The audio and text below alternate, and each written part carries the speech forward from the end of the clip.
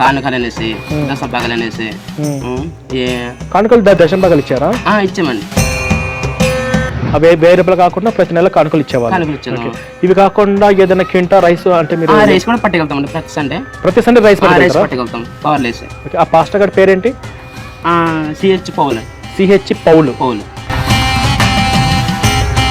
ఇంట్లో ఒక విగ్రహాలు పట్లు ఉండకూడదు, తీసేయమంటారండి. ఒక దిష్టి బొమ్మ ఉండకూడదు, అవి తీసేయమంటారండి. ఇంకా మొత్తం పారేయాలండి. పారేయాలంటారు. అట్లా పడేసారా మీ ఇంట్లో ఉన్నాయి? దిష్టి బొమ్మ అయితే తీసేసామండి. ఇంట్లో మీరు క్రిస్టియన్ కంటే ముందు రాముల వారి ఫోటో కానీ కృష్ణ వారి ఫోటో ఉండేదా? మామూలుగా దుర్గమ్మ తల్లి ఫోటో ఉండేదండి. కృష్ణకి వెళ్ళాక ఇంకా మొత్తం తీసేసారా? దుర్గమ్మ ఫోటో తీసి ఎక్కడ పెట్టారు? ఇంకా పడేసారా? దుర్గమ్మ దేవిని తీసి పడేసారా? ఇంకా చెప్తే ఇంకా మొత్తం వాళ్ళ మైండ్ సెట్ మార్పిస్తారండి. ఓకే సార్ నిజంగా చాలా సంతోషం ఉండేది సార్. మీ వీడియోస్ యూట్యూబ్ కూడా చూడడం తప్ప ఇలాగా లైవ్లో ఎప్పుడు చూడలేదండి. మీ మా చిన్న ఇలాగా ఎస్టికేషన్ ప్రవణ వస్తుందంటే చాలా సంతోషం వేసిందండి. ఇప్పుడు మీకు తెలిసిన వాళ్ళు, మీ ఫ్రెండ్స్, మీ బంధువులు కానీ ఎంతమంది చర్చికి వెళ్తున్న వాళ్ళు ఉన్నారు? చాలా మంది ఉన్నారు. మొత్తం చాలా మంది ఉన్నారు. వెల్కమ్ బ్యాక్ టు అవర్ ఎక్స్కృష్ణ యూట్యూబ్ ఛానల్. సో ఇప్పుడు మనం ఎక్కడున్నామంటే పోలవరం జిల్లా పాముల మామిడి అన్నటువంటి గ్రామంలో మనం ఉన్నాము. విషయం ఏంటంటే సో ఇక్కడికి నేను రావడానికంటే ముందే కూడా నా వీడియోస్ ఇక్కడ వరకు రీచ్ అయ్యి క్రైస్తవ అనుభవాల నుంచి కూడా బయటకు వచ్చారు. తమ్ముడు నమస్కారం. సో మీ పేరేంటి? ఎస్ విజయ్ కుమార్ అండి. ఎస్ విజయ్ కుమార్ అంటే నాకెళ్ళి చూసి చెప్పు పర్లేదు. సో విజయ్ కుమార్ గారు మీరు ఎప్పుడు క్రైస్తవ మతంలోకి వెళ్ళారు? సార్ మాకు ఎప్పుడంటే 2019 అప్పుడు మా పక్క వాళ్ళు నమ్ముకున్నారండి. ఓకే. నమ్ముకొని మా డాడీ గారికి ఇలాగ టీబీ జబ్బు అండి. టీబీ. అరే మీ డాడీకి ఇలా టీబీ జబ్బుగా మీరు ఇలాగ దేవుడికి నమ్ముకుంటే తగ్గిపోద్ది ఇలాగనే చెప్తున్నారండి. అలాగనేసి అలాగ చూస్తుంటే 2009లోనే ఒకసారి క్రిస్మస్ కానీ అప్పుడే చర్చ్కి వెళ్ళండి నేనండి. అంటే 2019లో అంటే పాస్టర్లు వచ్చి టీబీ జబ్బు ఉంది, జబ్బు తగ్గిపోతుంది చెప్తుంటారండి. ఓకే. 2019లో నేను చర్చ్కి వెళ్ళానండి. 2018 చర్చ్కి వెళ్ళారు. ఓకే. చర్చికి వెళ్ళిన తర్వాత 2008 అంటే అంతకుముందు మీరు హిందువులే. 2019 నుంచి ఎప్పటి వరకు వెళ్ళావు చర్చికి? 19 నుంచి స్టార్ట్ చేశాను వెళ్ళండి. మెల్లమెల్లగా ఒక్క నెలగా వెళ్ళి తమ్ముడు గట్ట చెల్లి గట్ట మా అమ్మ కూడా రాలేదు. వాళ్ళు రావటాలు కాదండి వాళ్ళని. అంటే మీ అమ్మ మీ నాన్న వాళ్ళు కూడా వచ్చేవాళ్ళు కాదు? నేను తమ్ముడు చెల్లి వెళ్ళే వాళ్ళం. మీరు మీ తమ్ముడు చెల్లెలు ముగ్గురు వెళ్ళేవారు. అట్లా ఎన్ని సంవత్సరాలు వెళ్ళారు? ఇప్పుడు ఇంకా వెళ్తున్నామండి. మా అమ్మగారితే 2021 నుంచి వచ్చేసిందండి. 2019లో మీరు 2021లో మీ అమ్మగారు వెళ్ళారు. సో మొత్తం ఫ్యామిలీ అంతా మతం మారిపోయారు? లేదండి, మా నాన్నగారు మా నాన్నమ్మ గారు ఇంకా లేదండి. మీ నాన్న మీ నాన్నమ్మ గారు అక్కడే ఉన్నారు. సరే ఇప్పుడు మీ ఫ్యామిలీ గురించి మనం డిస్కస్ చేద్దాం. నాయనమ్మ అవన్నీ వద్దు. ఇప్పుడు మీ అమ్మ మీ నాన్న మీరు ముగ్గురు మొత్తం ఈ 5 మంది 2019లో మీరు 2021లో మీ ఫ్యామిలీ మొత్తం చర్చికి వెళ్ళారా? మా అమ్మగారు ఒక్కటే వచ్చిందండి. మీ అమ్మగారు ఒక్కరు వచ్చారు. ఓకే. ఇప్పుడు నా ఫస్ట్ క్వశ్చన్ ఏంటంటే చర్చిలో ఎన్ని సంవత్సరాలు వెళ్ళావు కదా, వాళ్ళు చెప్పినటువంటి విషయాలు ఏంటి, మీరు గమనించింది ఏంటి, మీరు ఎలా బయటకు వచ్చారు? వారు చెప్పారు ఎలాగంటే అండి, ఇది మీరు నమ్ముకుంటే పరలోకి వెళ్తారండి, కానుకలు అనేసి దశం పగలు అనేసి. కానుకలు దశం పగలు ఇచ్చారా? ఇచ్చామండి. ఓకే. కానుకలు అంటే ప్రతి సండే ఇస్తామండి. ప్రతి సండే ఎంత ఇచ్చేవాళ్ళు? 10, 10, 20 ఇచ్చేవాళ్ళం. ఓకే. దశం భాగం ఎంత ఇచ్చేవాళ్ళు? దశం భాగాలు అంటే ఇప్పుడు మాకు వ్యవసాయం వస్తే అక్కడ సపోజ్ ఒక 50 వస్తే దానికి ఒక 20 ఇవ్వాలండి. ఒక క్వింటా ఇప్పుడు సపోజ్ ఒక 10,000 వస్తే అక్కడ సగం ఒక 1,000 రూపాయలు ఇవ్వాలి. 1,000 రూపాయలు 10,000 వస్తే 1,000 రూపాయలు ఇవ్వాలి. ఓకే. ఆ 1,000 రూపాయలు కాకుండా ప్రతి నెల కానుకలు ఇచ్చేవాళ్ళు. ఇవి కాకుండా ఏదైనా క్వింటా రైస్ అంటే మీరు రైస్ కూడా పట్టుకెళ్తామండి ప్రతి సండే రైస్ పట్టుకెళ్తాం కవర్ లేసి. ఓకే. ఆ పాస్టర్ గారి పేరేంటి? సిహెచ్ పౌలు. పౌలు. ఎక్కడ పడి చర్చ్ ఎక్కడ? మా ఊరి కడ. ఆ చర్చ్ ఇది క్యాథలిక్ లేకపోతే ఏదన్నా మీకు తెలుసా? ఇది ప్రొటెస్టెంట్లా? ఓకే. సో అంటే మీరు రైస్ ఇచ్చేవాళ్ళు, కానుకల దశం భాగాలు ఇచ్చేవాళ్ళు. ఓకే. నెక్స్ట్ ఇంకా అలాగా మామూలుగా అలాగే సాగుతుందండి. ఇంకా అలాగే వెళ్ళిపోతాం. నాన్నమ్మ గారికి చెప్పినా మేము ఇంకా సస్తే ఇక్కడ ఇందులో ఉంటాం కానీ ఇంకా అలాగా సర్చ్ గట్ట రామనేసి ఇంకా ఇప్పుడు ఇంకా అలాగే ఉండిపోరండి. ఇప్పుడు అలాగే కూడా సార్. ఇప్పుడు ఏంటంటే ఇప్పుడు మీరు అందులోంచి ఎప్పుడు బయటకు వచ్చారు? ఇంకా మొన్న పోనేలాండి పోయిన మా చిన్న గారు ఇలాగ వీడియోస్ చూపించి ఇలాగా ఏ వీడియోలు చూసారు? ఫస్ట్ కర్ణకన్ సుగ్న గారు అని అని చూపించి తర్వాత మీ వీడియోస్ చూపించారండి. అలా చూపించి ఇలా ఇంకా మీరు చెప్పేది అక్కడ జరుగుతుంది చాలా సింక్ అవుతుంది ఇలా జరుగుతున్నాయి అనేసి ఇంకా థాట్ వచ్చి ఇంకా పోనీ నుంచి చర్చికి వెళ్ళడం మానేస్తాను. ఓకే, అంటే మీరు చర్చికి మానేసి అంటే మీరు చర్చికి వెళ్తున్నప్పుడు ఏదైనా హిందూ సంస్కృతిని దూషించడం కానీ చెప్తున్నారండి. ఏమని ఒక విగ్రహాలు పొట్లు ఉండకూడదు, తీసేయమంటారండి. ఒక దిష్టి బొమ్మ ఉండకూడదు, అవి తీసేయమంటారండి. ఇంకా మొత్తం పారేయాలి, మొత్తం పారేయాలంటారు. అట్లా పడేసారా మీ ఇంట్లో ఉన్నాయి? దిష్టి బొమ్మ అయితే తీసేసామండి. దిష్టి బొమ్మ ఏంటి అంటే దిష్టి తగ్గ పెడతాడు కానీ కొబ్బరికాయ అది తీసేసారు. ఇంట్లో మీరు క్రిస్టియన్ కంటే ముందు రాముల వారి ఫోటో కానీ కృష్ణ గారి ఫోటో ఉండేదా? మామూలుగా దుర్గమ్మ తల్లి ఫోటో ఉండేదండి. కృష్ణకి వెళ్ళాక ఇంకా మొత్తం తీసేసారా? బ్యాగ్ లో కృష్ణుడి ఫోటో ఏమైనా ఉంటే తాపు, శ్రీకృష్ణ తాపు. దుర్గమ్మ ఫోటో తీసి ఎక్కడ పెట్టారు? ఇంకా పడేసారా? దుర్గమ్మ దేవిని తీసి పడేసారా? చెప్తే ఇంకా మొత్తం వాళ్ళ మైండ్ సెట్ మార్పిస్తారండి. ఓకే, అంటే ఇన్ని సంవత్సరాలు నేను దుర్గమ్మత పూజించాను కదా, మరి ఇలా తీసి పడేయడం ఏంటని చెప్పి నీకు ఎప్పుడు అనిపించలేదా? అనిపించలేదండి. ఇంకా అక్కడికి వెళ్ళాక మొత్తం వాళ్ళకి మైండ్ మొత్తం అక్కడే ఉండిపట్లు చేస్తారండి. ఓకే, సో ఇప్పుడు నాకైతే చెప్తుంటే బాధగా ఉంది. అంటే ఇట్లా దుర్గమాత పడేసినప్పుడు కానీ మీ అమ్మ, మీ నాన్న, మీ తమ్ముడు, మీ చెల్లి కూడా సహకరించే వాళ్ళ పడేస్తుంటే? వాళ్ళకి తెలియకుండా పారేస్తానండి. అప్పుడు మీ ఇంట్లో హిందువుల పట్టాలు ఏమీ లేవు. బొట్టు పెట్టుకోవడం సంస్కృతి బొట్టు పెట్టుకోవడం సంస్కారం ఇప్పుడు కూడా? ఇప్పుడు లేదండి. చేతి గాజులు ఉండే కావు, ఇంకా బొట్టు పెట్టుకోదు ఇంకా.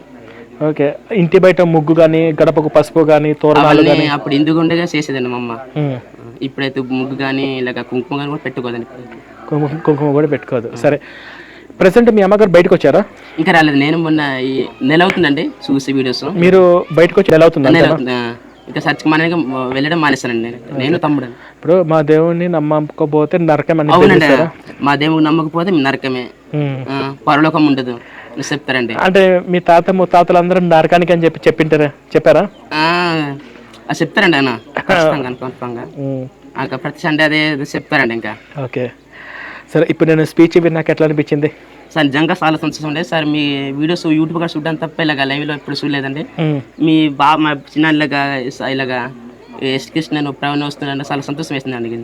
ఓకే ఓకే, సో ఇక్కడ మీ ఊర్లో ఉన్న వాళ్ళు నా వీడియో మీకు షేర్ చేస్తే మీరు చూసారు? అవునండి, మా చిన్న గారు మాకు షేర్ చేశారని నేను చూసానండి. మా అమ్మగారు కూడా వినిపించానండి, వినిపించేంతలాగా పట్టించుకోలేదండి. తను అక్కడే ఉండిపోయింది. ఇప్పుడు మీ తమ్ముడు మీ అన్న బయటకు వచ్చింది?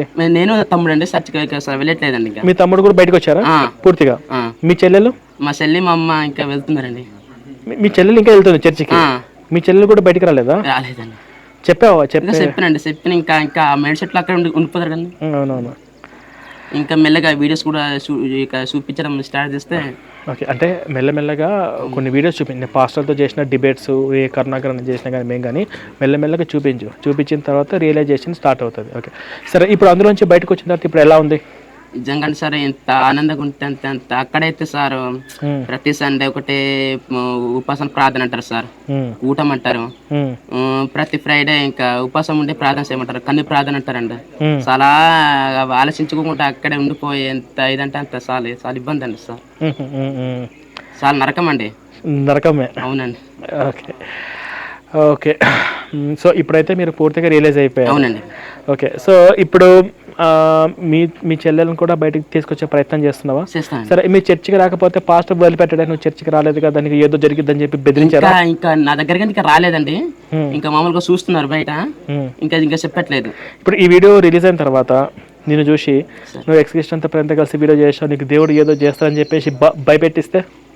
అది మటు కన్ఫర్మ్ సార్. నీ మీద దేవుళ్ళ ఉగ్రత అంటాడు సార్, ఏదో చెప్తారు ఇంకా.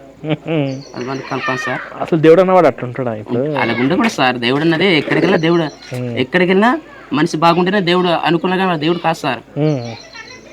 అదే ఇప్పుడు నన్ను నమ్మకపోతే నరకంలో పడేస్తా అనేవాడు దేవుడు మైండ్ సెట్ అట్లుంటుంది. నువ్వు నన్ను పూజించినా పూజించకపోయినా నువ్వు మంచిగా నీతిగా నిజాయితీగా జీవిస్తే అదే చాలు అని అనుకునే దేవుడు కావాలి, కానీ నమ్మపోతే నరకం అని చెప్పి అది మాకు అప్పుడు ఆలోచన రాలేదు సార్.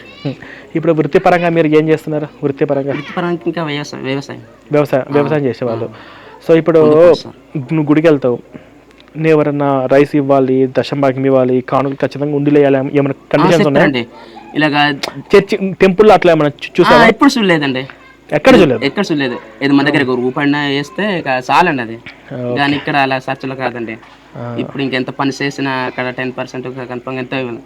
మొన్నే రీసెంట్గా మొన్న పోయిన నెలలో మా అన్నీ అవుతాడే వాడు ఇలాగ వ్యవసాయం చేసి ఇక 3 ఏళ్ళు ఇచ్చారంట.